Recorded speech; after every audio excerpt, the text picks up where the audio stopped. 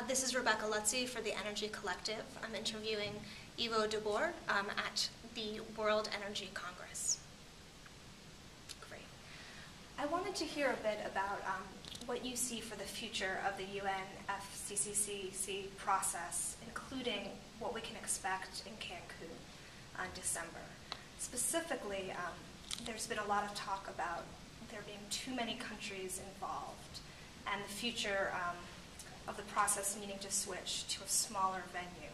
And we'd love to hear your thoughts about both the official process and whether that need for a smaller venue is something that you see coming up in the next few years.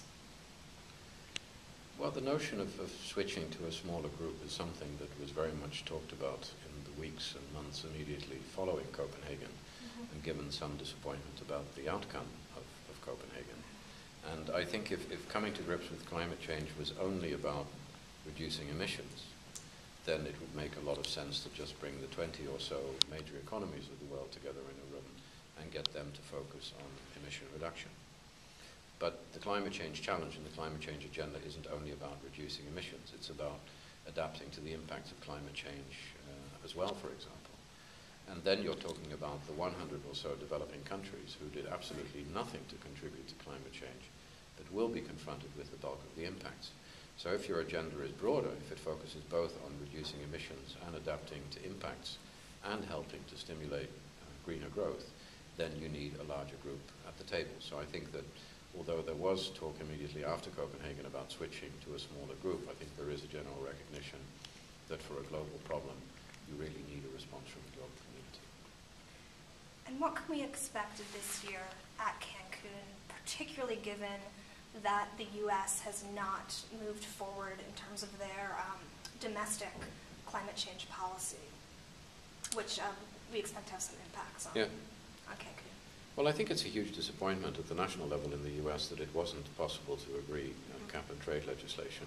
But from an international point of view, what counts is the target that the President of the United States committed the country to in Copenhagen. He committed to a 17% emission reduction for the U.S. by 2020, and that stands as far as the international community goes. That's what the U.S. will be held accountable. I think the major priority for Cancun now and moving forward should be to focus on implementation, to focus on practical action. Does the U.S. have credibility, given that the Senate seems very unwilling to pass legislation to back up the President's commitment, in terms of how the international community is looking at this, in terms of their level of trust for the United States actually doing something going forward? Well, I think it's undeniably affecting the U.S. credibility at the international level. People will want to see whether the U.S. is actually going to be able to deliver on the target to which the President committed.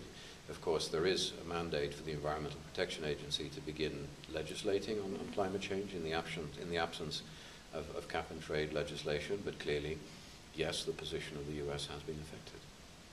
If there are a few key things to look for in Cancun in terms of progress in the near term, what would those areas be? And for instance, RED is one topic that there seems to have been continued progress on this year and in recent leading up talks. Are there other areas like that we sort of expect near-term progress? I think it should be possible to make practical progress in Cancun, implementation frameworks on adaptation, mitigation, technology, finance, capacity building, and forests. I think part of the problem in the international process is that there will be reluctance to let one area advance if the others don't, because there are always particular areas of interest in particular countries. So really we need to see progress across the board, but that I think can be very practical implementation progress. One final question on this front. This goes back to my first question. Recognizing that many countries need to be involved for both mitigation and adaptation challenges, do you still see a place for a smaller, perhaps more formal negotiating arena for the 20 to 30 countries that are really responsible for all of the emissions that we're trying to cut? Well, I think we're already seeing that happen. The Major Economies Forum, which is the 14 or 15 major economies of the world. That forum was created by President Bush and continued by President Obama, so that's a platform that brings key players together. The G8, also in their conversation with the 5 major developing countries, very often focus on climate. It's nearly always a topic on the G20 agenda as well, so I think that we're seeing other discussions happening in parallel to the multilateral negotiations, and that's very valuable.